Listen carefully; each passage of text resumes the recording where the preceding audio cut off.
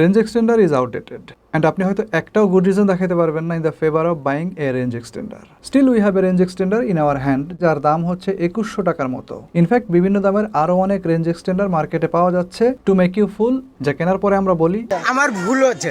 Of course there is exception.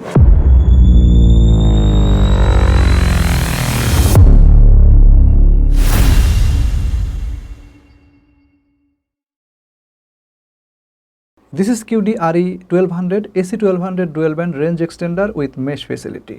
আমরা সাধারণত এরকম স্ট্যান্ডার্ডের রাউটারের সাথে বেশি পরিচিত। সো একটা ডুয়েল ব্যান্ডের AC1200 রেঞ্জ এক্সটেন্ডার ব্যবহার করলে what will be the achievement, that is the most important question. And আমরা সবাই কম বেশি জানি যে আমরা চাইলে একটা মাল্টিমোড রাউটারকে কম বেশি রেঞ্জ এক্সটেন্ডার মোডে চালাইতে পারি। তাহলে ওগুলো রাইখা এটা কেন? বা যদি একটু অন্যভাবে বলি যে একটা রাউটারকে রেঞ্জ এক্সটেন্ডার মোডে ব্যবহার করা বেশি লাভজনক নাকি এই বস্তুটা কেনা বেশি লাভজনক হবে? Like others range extender, packet content কিন্তু একই হওয়ার কথা, but look at the packet. Range এক্সটেন্ডারের এত বড় প্যাকেট আমি লাস্ট কবে দেখছি আমার মনে নাই। And this is it. Believe me, অনেক রাউটার আছে যেগুলো কিনা সাইজে এটা ছোট হবে। এটা প্লাস্টিকের মেড এবং ব্রিদিং ভেন্ট আছে দেখেন অল ওভার দ্য বডি, চারো সাইড এবং পেছনে। হিটিং ইস্যু মোস্ট প্রবাবলি আছে বা থাকতে পারে, লেটস সি। অ্যান্ড এই ডিভাইসটা overall bulky, this is a negative side. Specially plug করার সময় পুরো সকেটটাই দেখবেন যে কাভার হয়ে গেছে। সকেটের অন্যান্য যে এক্সট্রা পিনগুলো আছে খুব সম্ভবত ওইগুলো আর কাজে লাগাইতে পারবেন না। 5 বাই করে দুইটা অ্যান্টিনা আছে, লাইক এই দুইটাও kind of extensive, I mean huge. But ডিভাইসটা খুব একটা হেভি না এবং এটা এর একটা পজিটিভ দিক। আদারওয়াইজ এত বড় ডিভাইস আসলে 2 পিন সকেটে আটকে থাকবে, এটা বেশ ঝামেলাপূর্ণই হওয়ার কথা। যাই হোক, অনেকের কাছে এটার যে বাল্কি লুক আছে এটা দেখে একটু ইন্ডাস্ট্রিয়াল ফিল হইতে পারে, আবার অনেকের কাছে কিন্তু ছোটোখাটো জিনিসপত্র পছন্দ। সে এক কোণার ভিতরে চিপাচোপায় লাগায় রাখবে যেখান থেকে এটাকে দেখা যাবে না, বা দেখা গেলেও ওই অর্থে হয়তো বা ঘরের ভিতরে শাউট করবে না। সো সাইজ নিয়ে খুব বেশি একটা পজিটিভ আমি না, আবার খুব বেশি নেগেটিভও আমি না। আসলে পুরো বিষয়টাই ডিপেন্ড করতেছে যে আপনি এটাকে কিভাবে দেখতেছেন তার উপরে। বাম পাশের হাতটা, বাম পাশের অ্যান্টিনাটা উপরের দিকে উঠিয়ে রাখলে তার নিচের দিকে 3টা এসেনশিয়াল জিনিস পাওয়া যাবে। একটা হচ্ছে WPS বাটন। ওয়াইফাই রাউটারের ক্ষেত্রে আমরা অনেক সময় বাটনটাকে ওভারলুক করে যাই, এবং আমি পার্সোনালি আমার অনেক ভিডিওতে বলছি যে আপনারা ফার্মওয়্যারের ভিতর থেকে যে কোনো রাউটারের WPS সেটিংসটা অফ করে রাখবেন for better security. But in case of range extender এটা কিন্তু খুবই কাজের এবং দরকারি একটা জিনিস। একটা রিসেট বাটন আছে এখানে, এবং তার নিচে আছে একটা 10/100 এর ইথারনেট পোর্ট, মানে এই পোর্টটা হচ্ছে নন গিগাবিট। অ্যাকচুয়ালি একটা রেঞ্জ এক্সটেন্ডারের মধ্যে 10/100 পোর্ট থাকাটাই যথেষ্ট, কারণ গিগাবিট পোর্ট যদি দেয় তাহলে এটা আপনি কোনো কাজে লাগাতে পারবেন না, অন্তত পক্ষে AC1200 রেঞ্জ এক্সটেন্ডারের ক্ষেত্রে। I am coming with this point later. Alright, এই রেঞ্জ এক্সটেন্ডারটাকে অপারেট করা খুবই সহজ।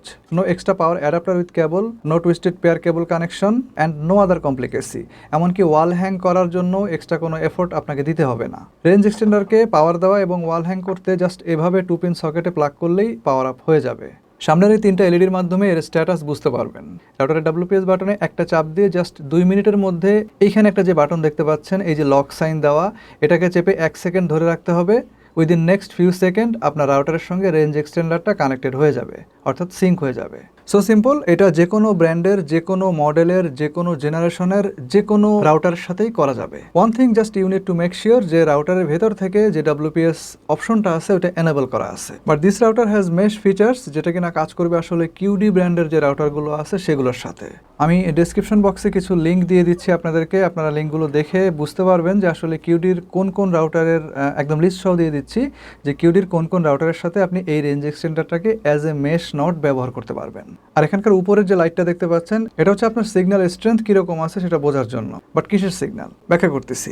আপনি যদি রাউটারের খুব কাছাকাছি সিগন্যালের মধ্যে এটাকে বসাইতে পারেন তাহলে এই যে উপরের লাইটটা আছে এটা ব্লু কালারের LED হিসাবে জ্বলবে। আর যদি খুব খারাপ রেঞ্জের মধ্যে নিয়ে বসান, অর্থাৎ অনেক দূরে নিয়ে আপনি যদি বসান, তাহলে ব্লু LEDর বদলে সেটা লাল হয়ে যাবে। তো তখন আপনি বুঝতে পারবেন যে আসলে আমার বসানোটা হয় নাই, আমাকে আর একটু ভিতরের দিকে নিয়ে বসাইতে হবে। যাই হোক, রাউটারের ক্ষেত্রে বুঝলাম যে মেশ ফিচার অনেক কাজের, বাট রেঞ্জ এক্সটেন্ডারের ক্ষেত্রে মেশ ফিচারটা থাকলে কি হবে?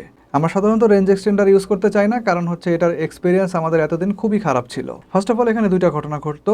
একটা হচ্ছে আমরা রেঞ্জ এক্সটেন্ডার মনে করে এতদিন যেগুলো বাসায় কিনে নিয়ে আসতাম, ওগুলো বেসিক্যালি রেঞ্জ এক্সটেন্ডার নামে বিক্রি হইতো, বাট ওগুলো বেশিরভাগই থাকতো রিপিটার। কিছু পরিচিত ব্র্যান্ড ছাড়া বাদবাকি সবাই কিন্তু আসলে রিপিটারে বিক্রি করে। আমরা ওগুলোকে রেঞ্জ এক্সটেন্ডার মনে করে বাসায় কিনে নিয়ে আসতাম। আসলে কথা হচ্ছে যে রেঞ্জ এক্সটেন্ডার এবং রিপিটারের পার্থক্য কী। তো এই বিষয়টা নিয়ে অবশ্যই ভিডিও দেওয়া আছে আমার চ্যানেলে, একটু দেখে নিন। এখন যদি ওইদিকে যাই তাহলে আলোচনাটা অন্য ডিরেকশনে চলে যাবে। সেকেন্ডলি যে সমস্যাটা ছিল সেটা হচ্ছে আপনি রাউটার থেকে যখন রেঞ্জ এক্সটেন্ডারে শিফট করবেন তখন আপনার লাইনটা ড্রপ করবে। ফলে দেখা যাচ্ছে যে রোমিং এর সময় ইম্পর্টেন্ট যে কোনো মুহূর্তে নেটটা ছেড়ে দিত, যার কারণে আসলে মানুষ এখন রেঞ্জ এক্সটেন্ডার না কিনে মাল্টি ইউনিট মেশ টেকনোলজি রাউটারের দিকে বেশি ঝুঁকতেছে। সুতরাং যেহেতু এটা হচ্ছে আপনার mesh technology supported range extender, সুতরাং আপনার বাসায় যদি একই ব্র্যান্ডের একটা মেশ সাপোর্টেড রাউটার থাকে তাহলে তার সঙ্গে এই ডিভাইসটা আপনার যে ডিভাইসগুলো আছে অর্থাৎ যে মোবাইল ফোনগুলো আছে সেগুলোকে একটা সিমলেস রোমিং মেনটেন করাইতে সক্ষম হবে। ফলে আপনার কিন্তু সেখানে কোনো লাইন ড্রপ থাকবে না, just like multi unit mesh router. Okay, এই রেঞ্জ এক্সটেন্ডারের ব্যাকওয়ার্ড লিঙ্কেজটা 5 GHz এর মাধ্যমে আপনারা করতে পারবেন। অর্থাৎ অ্যাজ এ ডুয়েল ব্যান্ড আরই এটার কিন্তু আপনার ফ্রিকোয়েন্সি হচ্ছে দুইটা, 2.4 GHz এবং 5 GHz। তো এই 5 GHz ফ্রিকোয়েন্সির মাধ্যমে আপনার যে রাউটার আছে তার 5 GHz এর সঙ্গে সে ডাটা আদান প্রদান করতে পারবে। এবং সেই সাথে আপনি যদি চান যে 2.4 GHz এর মাধ্যমে আমি লিঙ্কেজটা করাবো, চাইলে সেটাও পারবেন। আপনাকে তার জন্য ফার্মওয়্যারের এই জায়গা থেকে জাস্ট একটু সেটিংটা চেঞ্জ করে নিতে হবে। তবে বাই ডিফল্ট এটা 5 GHz এনেবল করা থাকবে। মানে আপনার টেকনোলজিটা হচ্ছে এরকম যে আপনি চাইলে এই ডিভাইসটার সঙ্গে আপনার রাউটারের সর্বোচ্চ যে লিঙ্কেজ সেটা ঘটাইতে পারবেন এবং তারা একে অন্যের সঙ্গে একটা ওয়াইডার কানেক্টিভিটি মেনটেন করতে পারবে। কতটা ওয়াইডার? 2.4 GHz এর যে ব্যান্ডউইথ তা হচ্ছে 300 Mbps, আর 5 GHz এরটা অনেক হিউজ, সেটা হচ্ছে 867 Mbps। সো বুঝতে পারতেছেন যে 2.4 GHz এবং 5 GHz এর মধ্যে কতখানি পার্থক্য আছে। আপনার নর্মাল যেসব সিঙ্গেল ব্যান্ডের রেঞ্জ এক্সটেন্ডার আছে ওগুলো কিন্তু 2.4 GHz এর মাধ্যমে কানেক্টিভিটি মেনটেন করে রাউটারের সাথে, এবং ওগুলো হচ্ছে 300 Mbps পর্যন্ত সাপোর্ট করে ম্যাক্সিমাম। এটা 867 Mbps আপনার রাউটারের সাথে ডাটা আদান প্রদানের ক্ষেত্রে ব্যবহার করবে। এবং 5 GHz দিয়ে শুধু যে এই ব্যাকওয়ার্ড লিঙ্কেজ মেনটেন করবে তা না, একই সাথে ব্যাকওয়ার্ড লিঙ্কেজ মেনটেন করবে এবং সে আপনার ডিভাইসগুলোকেও ওই 5 GHz দিয়ে অপারেট করতে পারবে। আমরা যদি একটু রেঞ্জ এক্সটেন্ডারের ফার্মওয়্যারের মধ্যে দেখি তাহলে এই যে দেখেন হোস্ট অপশনটা দেখে একটু খেয়াল করেন, এখানে নেটওয়ার্ক হোস্ট হিসাবে টিপি লিঙ্কের আমরা AX23 5 GHz ফ্রিকোয়েন্সিটা ব্যবহার করতেছি। অর্থাৎ এখন আমরা যে রাউটারটা ব্যবহার করতেছি ওইটা হচ্ছে AX23।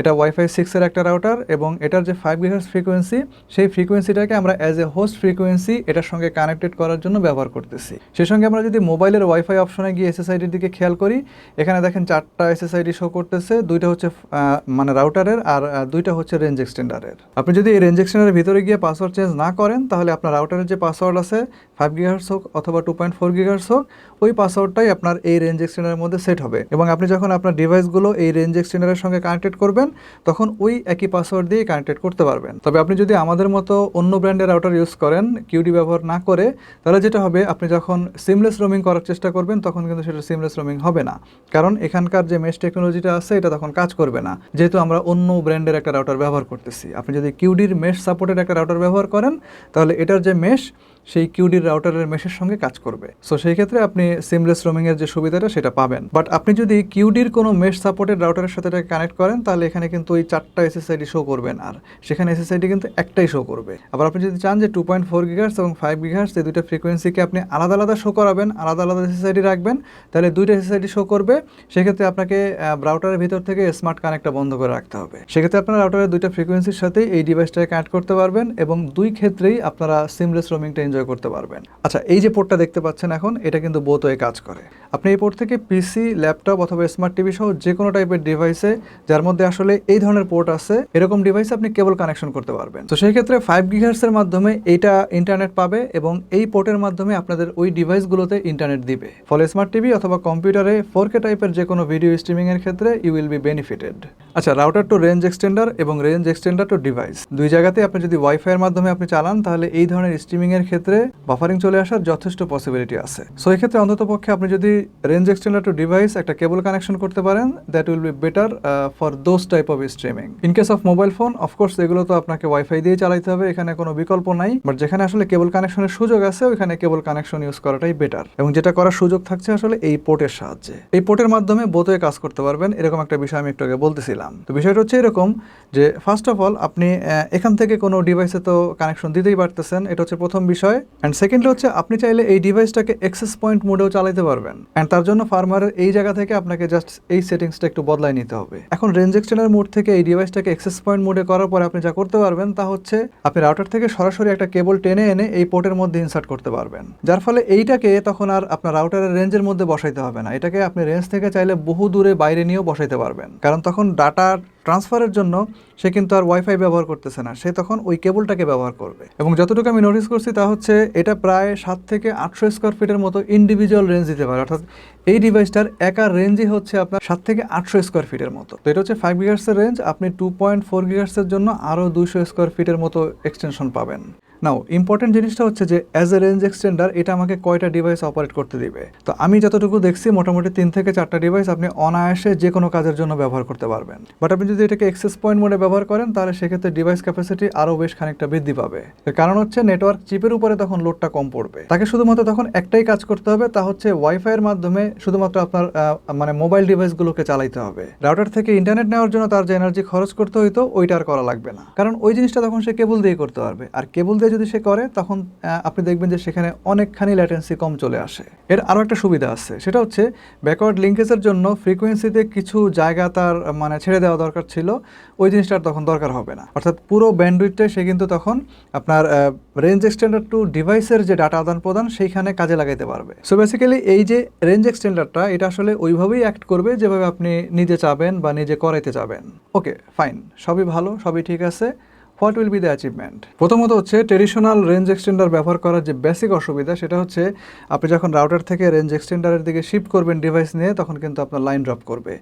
এটার ক্ষেত্রে সেই সম্ভাবনা খুবই কমে আসবে, একেবারেই থাকবে না সেটা আমি বলবো না, কারণ আপনি হয়তো বা সেম ব্র্যান্ডের রাউটার ইউজ নাও করতে পারেন। বাট আপনি যদি কিউডি রাউটার ব্যবহার করেন সেক্ষেত্রে আপনি কিন্তু মেশ ফ্যাসিলিটি পাবেন এবং সেক্ষেত্রে আপনি সিমলেস রোমিংটা এনজয় করতে পারবেন। সো অবশ্যই এদিক থেকে এই ডিভাইসটা ওগুলোর তুলনায় বেশ খানিকটা উপরেই আছে। 2 নম্বর হচ্ছে এটার মধ্যে অ্যাক্সেস পয়েন্ট আছে, সো এই যে পোর্টটা দেখতে পাচ্ছেন এটাকে আপনি বোথই ইউজ করতে পারবেন। 3 নম্বর হচ্ছে যে এটার ওয়াইফাই রেঞ্জ 700 থেকে 800 স্কোয়ার ফিটের মধ্যে এবং এর যে ডিভাইস ক্যাপাসিটি সেটা খুবই ডিসেন্ট। অ্যান্ড সর্বশেষ I had 2 speed test to show you OVH and fast internet. And এটা হচ্ছে ডেস্কটপ দিয়ে করা, যেটা বেসিক্যালি আসলে রেঞ্জ এক্সটেন্ডারের সাথে কেবল কানেক্টেড। আর রাউটারের সাথে আমাদের যে রেঞ্জ এক্সটেন্ডারটা ওইটা হচ্ছে আপনার 5 গিগাহার্টজের সাথে কানেক্টেড আছে।